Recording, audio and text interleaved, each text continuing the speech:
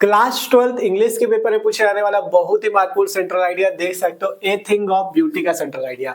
तो आज इसे एकदम मस्त तरीके से आसान भाषा पे एकदम समझेंगे। और अगर इस तरह से जैसे आज आपको बता रहे हैं, अगर आप ऐसे लिख के आते हो ना, तो इंग्लिश के पेपर में जो सेंट्रल आइडिया वाला टॉपिक है, इसके आपके 4 नंबर एकदम आसानी से पक्के हो जाएंगे। ठीक है, तो मस्त तरीके से देखते हैं। और इसमें आपको ये भी बता रहे, इसमें आपको रटना भी कुछ नहीं पड़ेगा, क्योंकि एकदम आसान भाषा पे आपको इसको समझाएंगे। ठीक है, तो शुरू करते हैं और इसे तैयार जरूर कर लेना। ठीक है, तो देखो सिंपल लिखने का क्या तरीका पेपर में जब पूछा जाए ए थिंग ऑफ ब्यूटी का सेंट्रल आइडिया, सबसे पहले यहाँ पे हेडिंग लगा देनी, ए थिंग ऑफ ब्यूटी।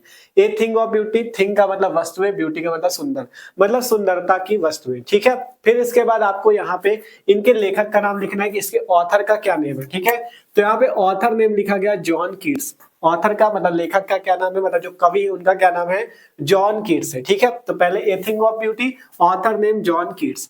अब देखो जो ए थिंग ऑफ ब्यूटी चैप्टर का नाम ही पता चलता है सुंदरता की वस्तुएं, मतलब जो जॉन कीट्स जो कवि है इस पाठ के, उन्होंने इसमें सुंदरता की वस्तुओं के बारे में बताया, जो प्रकृति में सुंदरता की वस्तुएं, ठीक है, उसके बारे में ही बताया है। तो यहाँ से सबसे पहली लाइन, यहाँ पे सबसे पहले हेडिंग लगेगी सेंट्रल आइडिया। ठीक है, अब यहाँ पे आपको सबसे पहले लिखना है कि the poem a thing of beauty is composed by John Keats. यहाँ से ध्यान से देखो, हमने लिखा the poem a thing of beauty is composed by John Keats, मतलब जो ये कविता है ए थिंग ऑफ ब्यूटी मतलब सुंदरता की वस्तुएं, इज कंपोज्ड मतलब लिखी गई है जॉन कीट्स अर्थात जॉन कीट्स के द्वारा। ठीक है, जो कि कवि है इसके।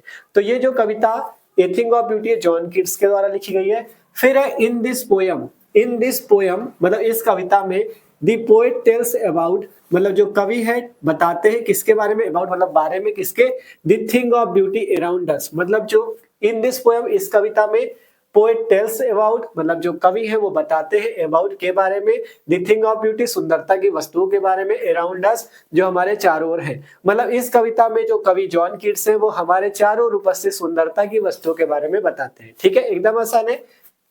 आगे चलो, आगे ही सेज दैट, वह कहता है, कौन कहता है, कवि, वह कहते हैं कि ए thing of beauty is a joy for ever. ठीक है, वह कहते हैं अर्थात जो कवि है वो कहते हैं कि ए थिंग ऑफ ब्यूटी जो सुंदरता की वस्तु है, is a joy for ever, Joy का मतलब आनंद, फॉर एवर हमेशा के लिए, वो हमें हमेशा के लिए आनंद प्रदान करती है। जॉय का मतलब आनंद, फॉर एवर का मतलब हमेशा, कि कवि कहते हैं कि वह जो सुंदरता की वस्तु है हमें हमेशा के लिए, फॉर एवर का मतलब हमेशा के लिए आनंद प्रदान करती है। एंड और इट्स नेवर इट्स, और ये कभी समाप्त नहीं होता, और ये जो आनंद है इसका कभी भी समाप्त नहीं होता। मतलब जो सुंदरता की वस्तु में सदैव आनंद प्रदान करती है, और ये जो होता है नेवर इट्स, कभी भी समाप्त नहीं होता। ठीक है, फिर है नेचर अर्थात प्रकृति, आल्सो प्लेज अर्थात निभाती है, मतलब प्रकृति भी, आल्सो का मतलब भी और प्लेज का मतलब निभाती है, मतलब प्रकृति भी निभाती है रोल, मतलब आपका भूमिका, फॉर दी सर्वाइवल, सर्वाइवल का क्या मतलब हो जाएगा, सर्वाइवल का मतलब हो जाएगा जीवन जीना। ठीक है, और स्ट्रगल का मतलब है संघर्ष, ऑफ द क्रिएचर्स, क्रिएचर्स का मतलब क्या है, जीव जंतुओं की, मतलब प्रकृति भी रोल प्ले करती है किसमें, जो आपके क्रिएचर अर्थात जो जीव जंतु है, जीव जंतुओं के जीने में और संघर्ष में, मतलब जीव जंतुओं के जीवन और संघर्ष में प्रकृति भी अपना एक रोल निभाती है, मतलब अपना भी एक क्या करती है, बहुत ही महत्वपूर्ण भूमिका को निभाती है। मतलब कवि कहते हैं कि जो हमारी नेचर है, मतलब जो प्रकृति है, ये भी निभाती है, क्या निभाती है, एक महत्वपूर्ण रोल निभाती है, एक आपका भूमिका निभाती, किस लिए, किस चीज की भूमिका निभाती, क्रिएचर्स की, मतलब जीव जंतुओं के जो आपका जीवन जीना है, मतलब जीव जंतुओं के जीवन और संघर्ष के बारे में एक महत्वपूर्ण भूमिका कौन निभाती है, प्रकृति।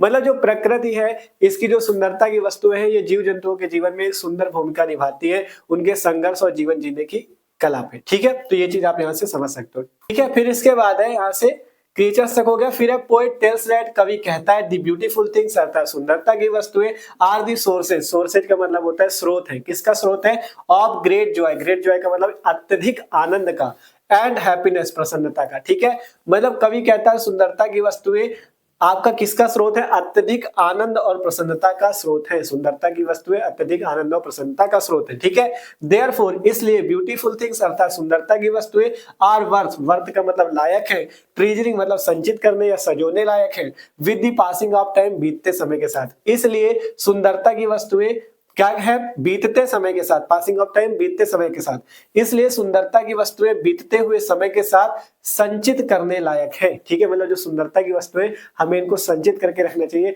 बीतते समय के साथ इनको हमें संचित करना चाहिए, संजो के रखना चाहिए। ठीक है, क्योंकि एकदम कीमती है इसलिए। ठीक है, फिर है ए थिंग ऑफ ब्यूटी, मतलब सुंदरता की वस्तुएं बिकम हमें देती है मोर जॉयफुल क्रिएशन ऑफ गॉड, मतलब यहां से बिकम वाला बन जाती है। ठीक है, ए थिंग ऑफ ब्यूटी जो सुंदरता की वस्तुएं हैं वो क्या है, मोर जॉयफुल मतलब अत्यधिक आनंदमय, क्रिएशन अर्थात रचना ऑफ गॉड, मतलब जो सुंदरता की वस्तुएं हैं वो भगवान की या ईश्वर की जो प्रकृति है उसकी एक सुंदरतामय रचना बन जाती है या अत्यधिक आनंदमय रचना बन जाती है। मोर जॉयफुल का मतलब अत्यधिक आनंदमय रचना बन जाती है। सुंदरता की वस्तुएं जो ईश्वर की बनाई हुई ये जो प्रकृति है उसकी एक आनंदमय रचना बन जाती है। ठीक है, फिर इसके बाद लास्ट लाइन पे लिखा गया in short poet say that, मतलब संक्षेप में कवि कहता है कि ए थिंग ऑफ ब्यूटी जो सुंदरता की वस्तु है, इज जॉय फॉर एवर, जो कि हमेशा के लिए आनंद देती है। संक्षेप में कवि कहता है कि जो सुंदरता की वस्तु है वो हमें हमेशा के लिए आनंद देती है। ट्रूथ इज ब्यूटी, इसके बाद वो क्या कहता है, एक लाइन पे कहता है ट्रूथ इज ब्यूटी, मतलब सत्य, ट्रूथ का मतलब सत्य, सत्य ही सुंदर है, एंड ब्यूटी इज ट्रूथ, और सुंदर ही सत्य है। ठीक है, मतलब सत्य ही सुंदरता है और सुंदरता ही सत्य है। लास्ट लाइन में वो संक्षेप में बोलता है कि जो आपका क्या है, सुंदरता की वस्तु है वो हमें हमेशा के लिए आनंद देती है, और इसके बाद वो कहता है कि जो सत्य है वही सुंदरता है और सुंदरता ही सत्य है। ठीक है, मतलब इस पूरी कविता में आपको क्या बताया गया, सुंदरता की वस्तुओं के बारे में, प्रकृति में जो सुंदरता की वस्तु है उनको हमें संचित करके रखना चाहिए, यही सब बातें बताई गई है। तो आप अपनी भाषा में लिख सकते हो और इस टाइप से लिखने पे आपको 4 नंबर भी इंग्लिश के पेपर में पूरे पक्के हो जाएंगे। ठीक है, तो आशा करते हैं आसानी समझ में होगा, इसे नोट कर लो, तैयार कर लेना, इंपॉर्टेंट बहुत ज्यादा है। और वीडियो अच्छा लगा हो तो लाइक कर लो और इस वीडियो को अपने दोस्तों के साथ जरूर से जरूर शेयर करना, जिससे वो लोग भी इस आसान से सेंट्रल आइडिया को तैयार कर ले। इंपॉर्टेंट बहुत ज्यादा है, और भी जो आगे इंपॉर्टेंट है माई बदैट 66 उनका भी हम करा देंगे। तो इसलिए चैनल को सब्सक्राइब कर लो, जैसे अगला वीडियो आता है आपके पास उस वीडियो की नोटिफिकेशन भी आ जाएगी। ठीक है, तो आज की वीडियो पे इतना ही, मिलता है अगले वीडियो पे, इसे नोट कर लो और सब्सक्राइब जरूर कर लेना।